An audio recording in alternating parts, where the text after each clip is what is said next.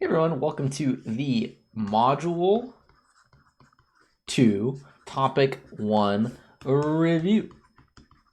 This is going to cover the review packet. It's all about slope. It's all about linear functions, transformations, writing linear functions from tables. So all you need is your review packet, the one that looks like this with the things and the columns. I'm going to do the left-hand side today in this video. If you watch along and follow along, you're going to know how to do the problems on the right-hand side, which then you can use as notes on the test. And if you're in my class, we're having our test on Tuesday, which is November 22nd. Okay, so we have a test on November 22nd. It's the day before winter break. Hey, if you're watching this over, or not winter break, Thanksgiving break. If you're watching this over Thanksgiving break, have a happy Thanksgiving. See you when we come back, ready to take the test, huh? All right. Anyway, let's just get started. Let's just do these problems, right? So number one, we're asked to find, well, if we're given the function f of x equals 15.3x plus 2.5, we are asked to find f of -2, all right? Now, the trick with this one is to know what this means. If you don't know what this means, it might be kind of difficult, so let's learn what this means. If you see this f and then in parentheses next to it, I know we normally associate parentheses with multiplying, but really this is this part of the equation, right? This is the f of x. Whatever we plug in for x is our input, right? And so if I want to find f of -2, right, f of -2, that means every single time I see an x in my equation, I'm going to replace it with a -2, okay? And then it's just going to be some number, right? It's just something we can calculate. So really, f of -2 is just this equation, but with instead of an x, so it's going to be 15.3, and 15.3 is multiplying x, right? If the variable is attached to it, it's multiplying. It's going to be 15.3 times -2 plus 2.5. And really from here, all we have to do is a little bit of math. I don't have my calculator, so see if I can do this in my head. You're more than welcome to type this into a calculator, but I know what 15 times 2 is, it's 30. So I think this is going to be, and then 3 times 2 is 6, and then make it negative. So it's going to be -30.6 plus 2.5, which is then going to be 2.5 more positive, right? If I'm adding to a negative number, that's going to make it more positive. So I think this one's going to be -28.1. Let me just think about that for a second if that's right. Yeah, I think that's right. Wait. Yeah, that's good. Wait. Yeah, okay, I think that's it. All right, so f of -2 is equal to this number, -28.1, right? When I plug in -2 into this equation, this is the output, right? Simple as. Ready? Number 2 is asking, which function represents the explicit formula for the arithmetic sequence a sub n equals 24 minus 3 times n minus 1 in function form. All right, now this is a complicated problem in the way that it's worded, right? There's a lot of big words like explicit formula and arithmetic sequence. But really all you have to know is the relationship between sequences in linear functions, right? So we've written a lot of these equations. We did something like this on the shoelace and the fence task. But what we want to do here is take this equation, which is currently like a formula that you would plug in values of n to tell you what place in the sequence you come from, right? So like this is the starting term. So this is representing the sequence 24, and then I subtract 3 every time, meaning this is the sequence 24, 21, 18, 15, and so on. I want to turn this into a linear function, which I can because the change is constant, right? It's the same thing every time I'm subtracting 3.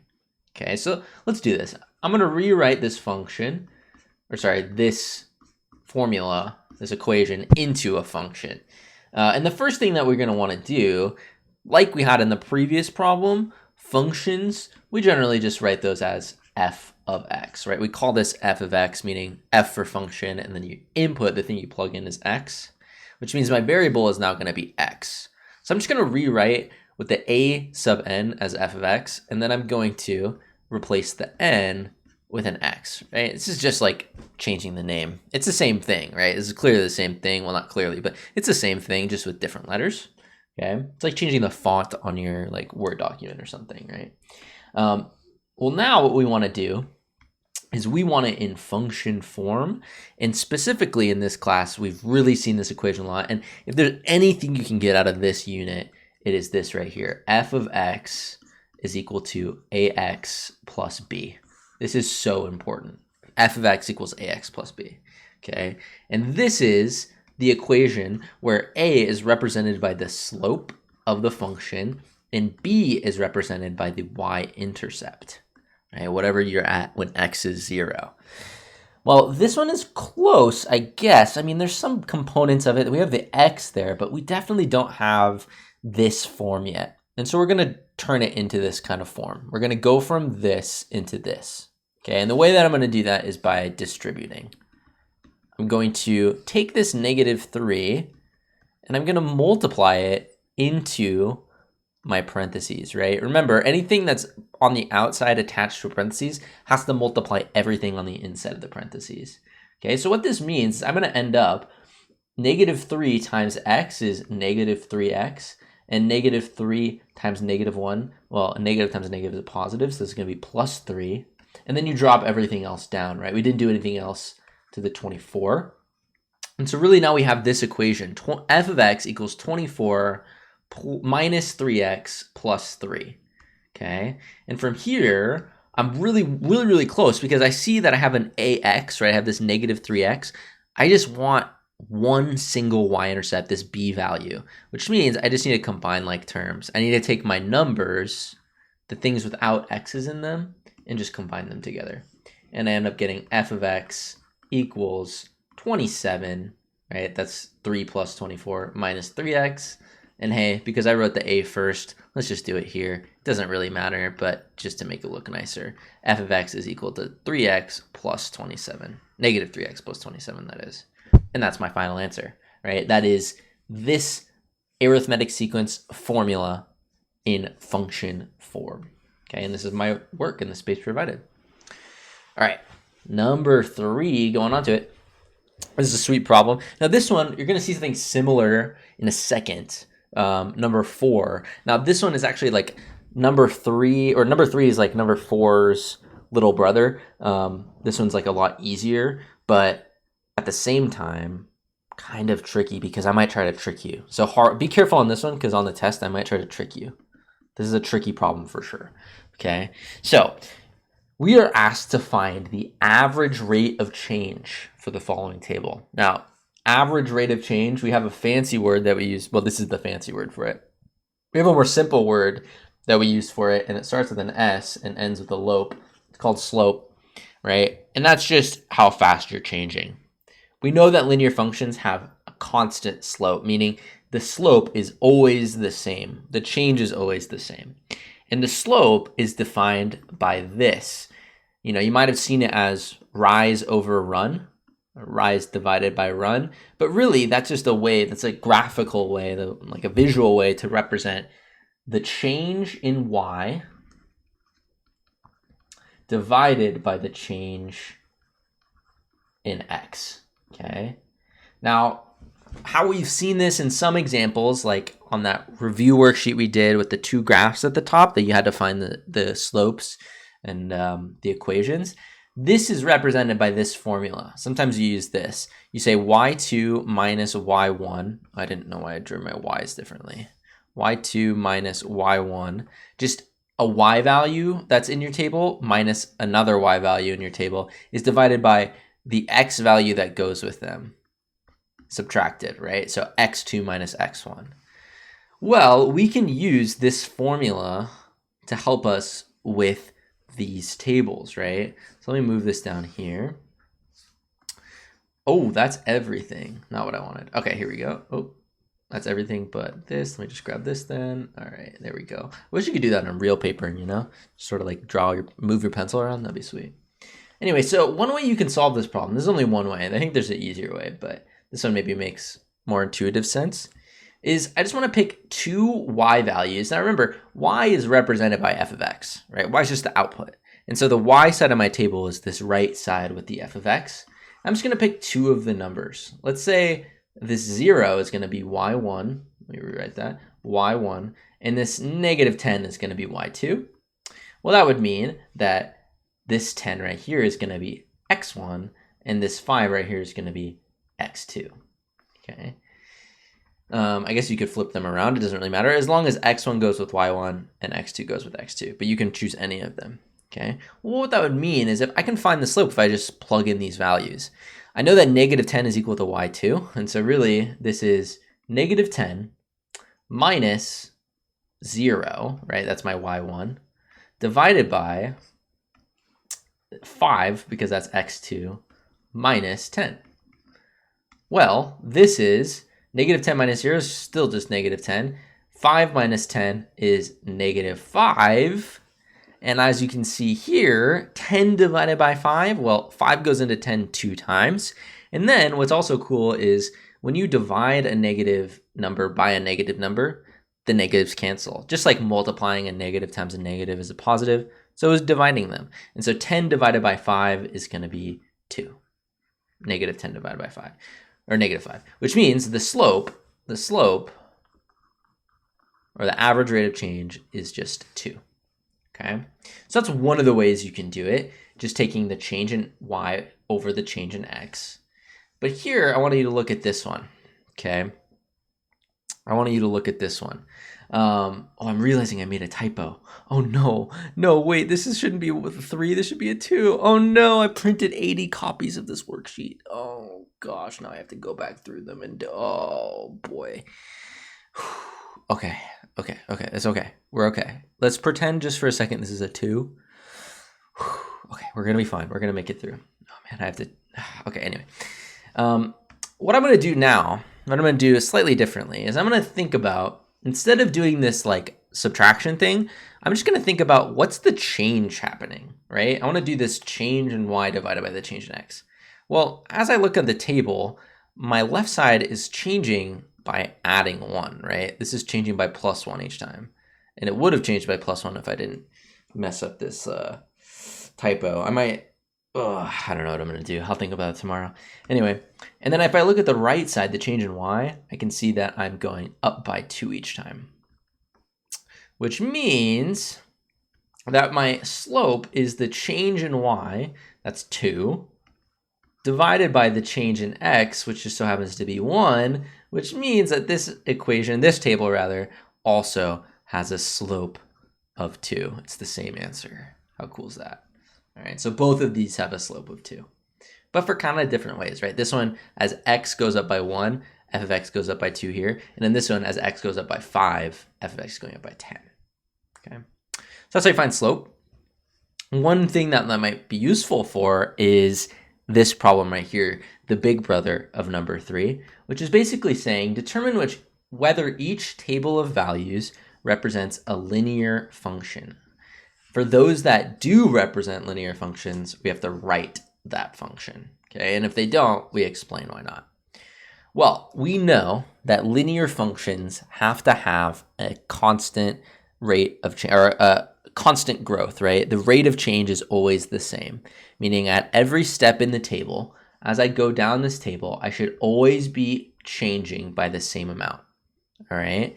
So when I look at this table on the left, I'm going to use that second tactic where I sort of look at, as x goes down the table, it's going from -9 to -8 to -7. Well, that is getting one more positive, right? It's getting less negative. That means I'm adding 1 each time. That's my change in x. Sorry.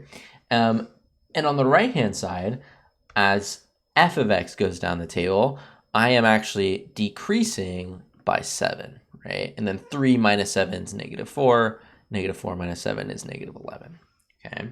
Which means that this is, because all of my changes are the same, right? I'm always going down by 7. That means it is a linear function, but that means we have to write it, okay? That means we have to write it. Now, here's the tricky part, okay?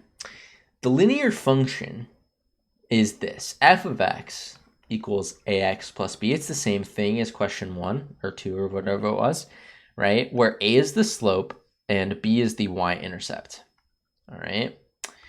A is the slope and b is the y-intercept. Well, A, we figured out the slope is going down by 7. Every time x goes up by 1, f of x goes down by 7. That tells me that the slope is just negative 7.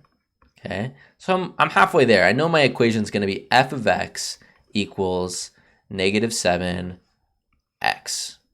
But now I just need to figure out what's the b, right? What am I adding? What is this y-intercept that I want to see?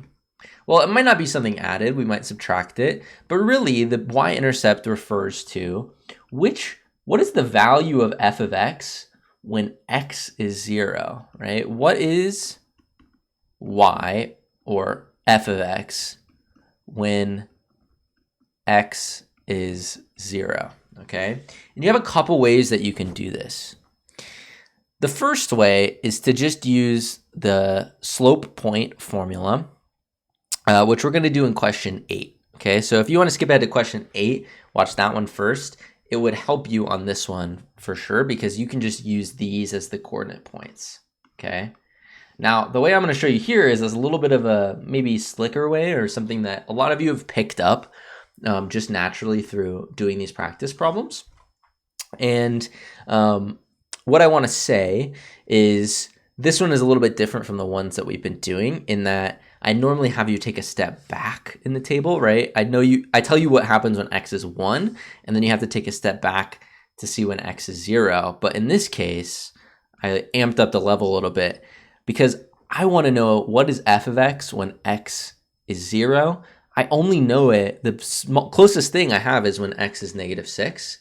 And so what I'm going to do almost, and this is a way that I can do this, is I'm going to expand this table out just a little bit. Okay, I'm going to think about what would I have to do? What would I have to change the right side of the table by if I wanted the next value or the next entry in this table to be when x is 0? Okay, well, that would mean that this jump now is actually a plus 6.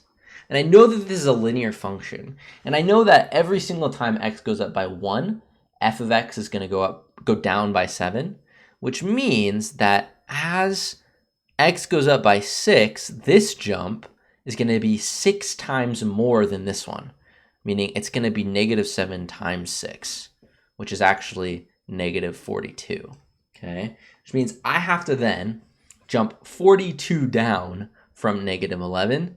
Well, that's going to be negative 53, which means that when x is 0, y or the f of x is negative 53, which means that my y-intercept is at negative 53. All right, that is the value of f of x when x is 0. Okay, which is just the definition of the y-intercept. All right, cool. So that one was a linear function. We had to do a little bit of work to write the equation, right? But really all we did was we thought about how could I change x to become 0, and then what would I have to do to f of x to make that change as well. And whatever that value is my y-intercept, okay? All right, now for b, we got to figure out if it's linear or not. And so let's start by looking at the changes on the left-hand side. I can see that I'm going up by 2 each time, right? I'm going more positive. That means I'm adding 2, even to these negative numbers. And then when I look at the right, the jump from 3 to 8 is going to be plus 5. Oh, but then the jump from 8 to 9 is going to be plus 1. And the jump from 9 to 13 is plus 3, or 9 to 12 is plus 3, which means that this is not linear. And here's why, right? We have to explain why not. It's not linear because the changes or the slope, right? The changes, what's going on? The changes or the slope, right, is not the same every time. Right? We change by different amount each time. Even though my x stays the same, my f of x is growing differently, which is the problem, right? These always have to be the same ratio, right? Up 1, down 7, maybe even up 6, down 42. Those are the same ratio of change. In this case, though, I have the same change in X with a different change in Y. It's not going to work. It's not linear. Okay, so we don't have to write the equation. We just have to explain why not. And that's perfect reason why not. Okay. All right. Next one, which is number 5. And this one's pretty similar, except now we have a little bit of an in-context word problem. All right. So Jenna sells bracelets at the fair. They are priced the same, meaning all the bracelets are the same price. The table shows the amount earned for various numbers of bracelets sold.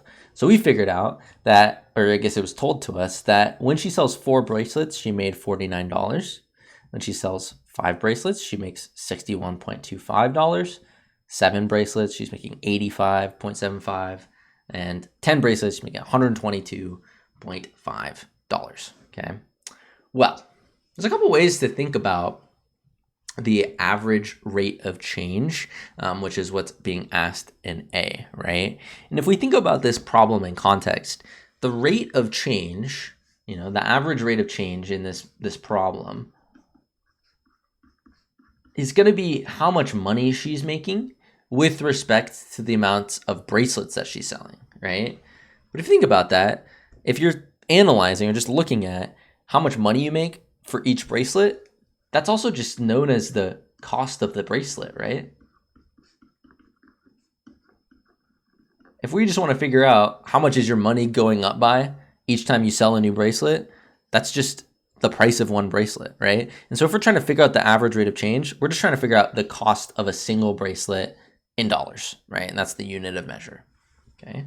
So there's a few ways you can do this. You can think about doing the table like this, where you say, what's the change in Y here, right? So as I go up from 49 to 61, I am increasing by, that's going to be what, $12.25. And then on the left-hand side, I'm going up by 1, which means every time I sell one bracelet, I'm gaining $12.25.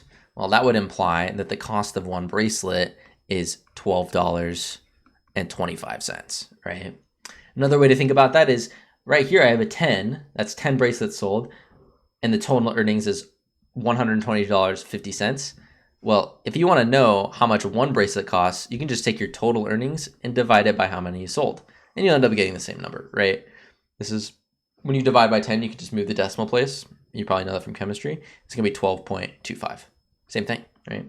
So $12.25, there's my unit of measure. All good, okay? And now we want to write a function that models the table of values and define our variable, all right? Well, we know that each function that we want to write should look like f of x equals ax plus b, where a is the slope. And we also know that the slope is just 12.25. So I already know that my equation is going to be f of x equals 12.25x. And now I just have to think about, is there going to be a y-intercept, right? Is there going to be a value? Is there going to be something that when you start selling the bracelets, are you going to make any money or have any earnings? And that doesn't really make sense in the context of the problem, right? If you haven't sold any bracelets, then you haven't had any earnings. So the y-intercept here is just going to be 0. And thusly, we don't have to write anything for it in our equation. Another way to check this, though, because sometimes the problem is worded like this person has so much in their bank account, which means they started before they were making money. They had money before they were like continuing to grow their account. And so one way to check that is to take that first value, 4 bracelets, and divide it by 12.25. And you'll see that 49 divided by 12.25 is in fact 4. Right? Which means I sold 4 bracelets at $12.25, meaning I had no money to start with. And so this is just your equation. It's just the slope times x. Oh, we have to define our variables. Well, f of x is just going to be my total earnings. We could actually replace the name. We could call it something like, instead of f of x, you know what? Let's do it. Let's call it, how about earnings, so capital E, of B for bracelets. E of B. And so my E of B is going to be my total earnings. I got to change it on this side too. E of B, E of B, well, that's going to be equal to 12.25. Oh, what am I saying? No, I already knew that was 12.25. I have to define what B is now. E of B is total earnings. B is the number of bracelets.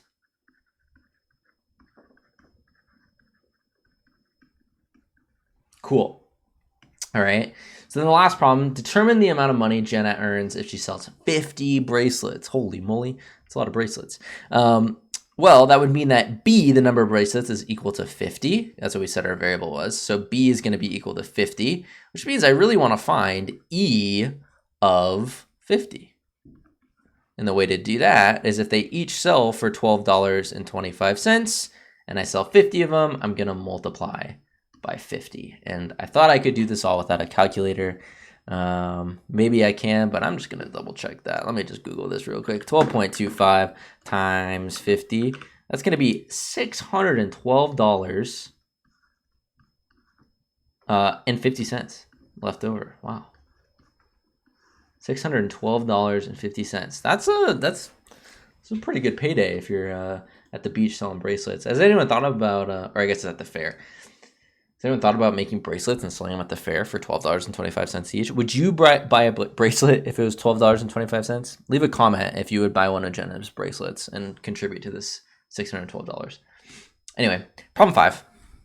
Oh wait, this is problem 5. Problem 6. Oh, look at this. We're cooking. Then we got like 2 more to go. All right, so this one is cool because the way that it's worded is tricky, but I know you know how to do this problem. Like I know you know how to do it. Just don't get confused, okay? All right, so here's what it's saying. This is a transformation problem, like Optimus Prime. It's a transformer problem, okay? This one is Bumblebee, like the car version. This one is Bumblebee, like the robot version, okay? Which means the original graph, f of x, that's this line right here, right? Given the graph of f of x, that's just this line. We want f of x minus 4. Well, what that means is I'm going to take all my previous values, everything on f of x, and I'm going to decrease it by 4. Everything that was there before is now 4 less, which means all I have to do is take this line and shift it down 1, 2, 3, 4. Boom, there we go. And we're done. That's the answer. So all you have to do when you do the test is just write the pencil over the line, pick up that pencil marking and move it down 4, right? No, I'm kidding. Obviously, you can't do that, right? So what you have to actually do is find a couple of nice points, right? Points that you can definitely tell cross through the grid, like right here and right here, and just go ahead and shift those down 1, 2, 3, 4. 1, 2, 3, 4, and then just do your best to draw the line that goes between those 2 points, something like that.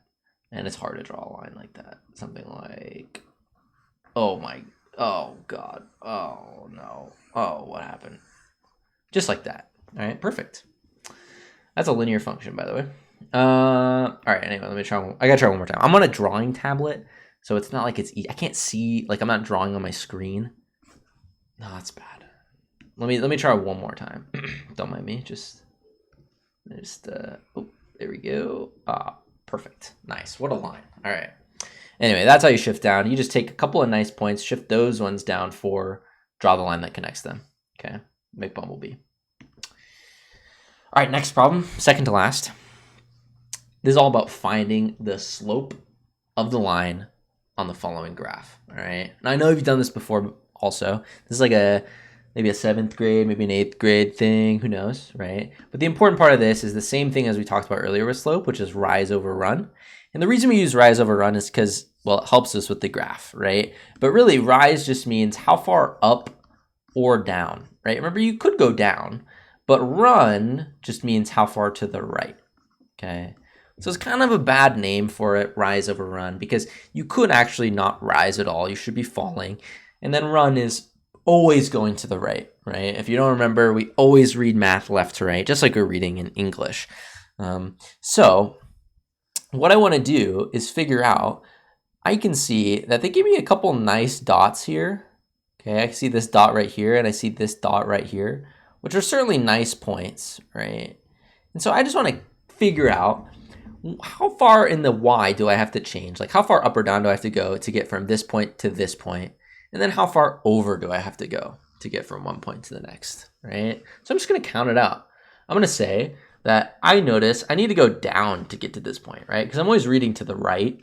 So I need to go down to get to this point's level. I need to go down 1, 2, 3, 4, 5, 6, 7, 8. All right, so this is down 8 or minus 8. And then I'm going over to the right. 1, 2, 3, 4, 5, 6. Over 6. Which means that my equation here is negative, or my slope rather, is rise over run. My rise was actually -8, right? It was a negative rise divided by my run, which was 6, which is my slope, -8 over 6. Now it just happens this can be reducible. The reason it can be reducible is because there's actually a nice little point right there that maybe you notice, which is really you have to go down 1, 2, 3, 4 over 3, which means that this slope is the same as -4 over 3. And that's the slope, right? You're just counting how far up, how far over. All right, last problem. Here we go. I saved the best for last. It's all about writing the equation of a line that goes through the following points. Now, this is in geometry as well. But you might not remember it, okay? And I know I've been using f of x equals ax plus b. That's just because I really like it, and I don't like y equals mx plus b as much, right? First of all, our book doesn't use y equals mx plus b, so it's a little confusing to go between the two. And also, I just don't know what m is, man. Like, what could m possibly be? I know, like, I've Googled it before. I've tried to look it up. It just doesn't make any sense. Like, there's no reason that slope should be called m.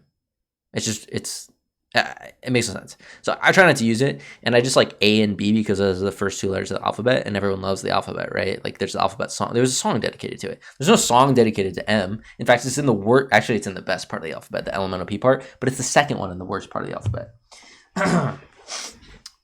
Anyway, so I know I hate this equation, but I'm going to write the slope point form in this way because I know it's the way you've seen it before. And it goes like this. You keep your variable y, right? You just keep this variable y, and you subtract y1, okay? y1 being a point, just a y value, right? And that's equal to m times x, the variable x, minus x1, all right?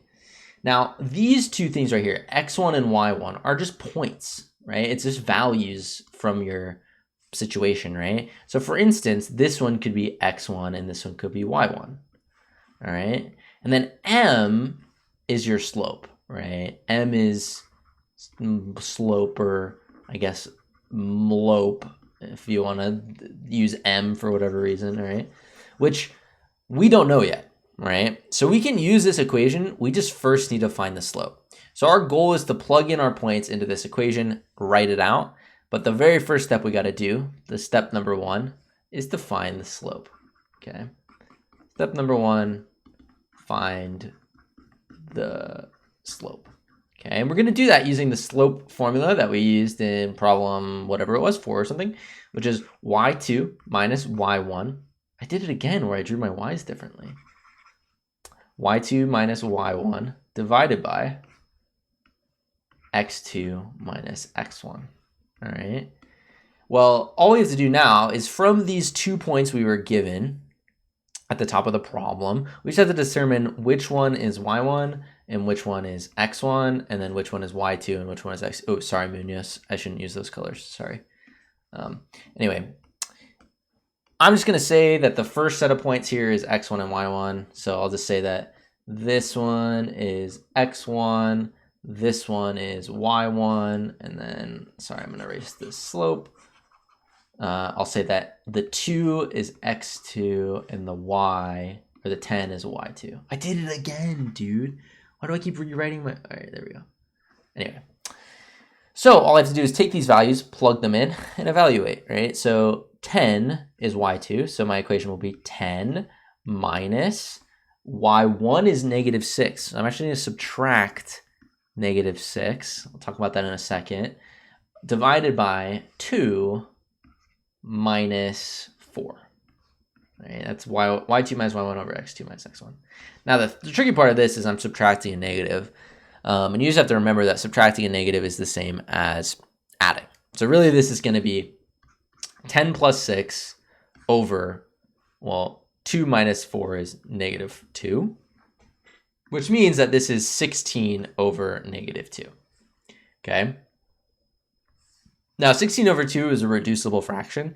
2 can go into 16 8 times.